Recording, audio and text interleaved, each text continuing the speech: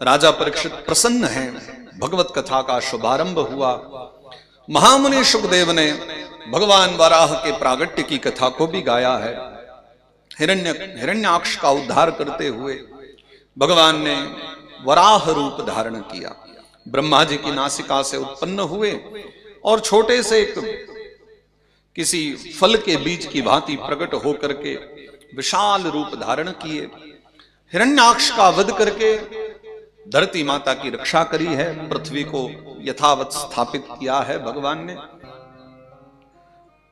राजा परीक्षित ने पुनः एक प्रश्न किया है, भगवान मेरे हृदय में तो इच्छा है कि यह जो ठाकुर जी के विभिन्न अवतार चरित्र हैं ये मैं सुनना चाहता हूं, लेकिन एक विशेष बात और भी है, क्या सुनाने योग्य है और क्या सुनाने योग्य नहीं है ये आप उत्तम समझते हैं।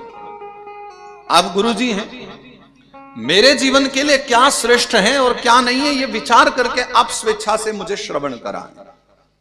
क्या मेरे ये योग्य रहेगा, क्या मेरे लिए कल्याणकारी रहेगा। क्योंकि देखो मेरी बुद्धि है सांसारिक और स्वाभाविक है कि सांसारिक बुद्धि वाला व्यक्ति संसार के विषय में अवश्य ही जानना चाहेगा।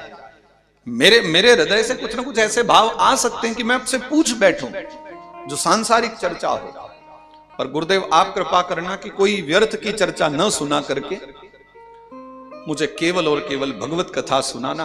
अब मेरा जो पूरा आश्रय है वो आपके ऊपर है।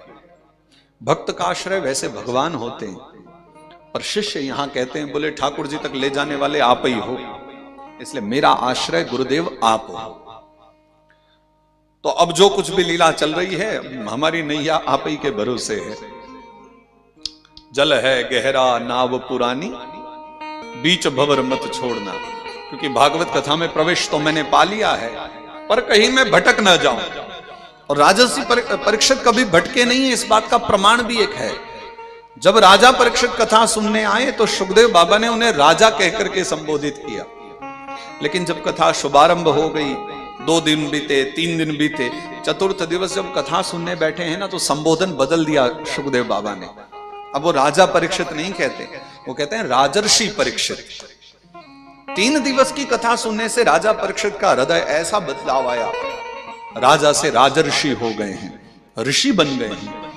क्योंकि वह जीवन तो पीछे छूट गया, अब तो नव जीवन में प्रवेश हुआ।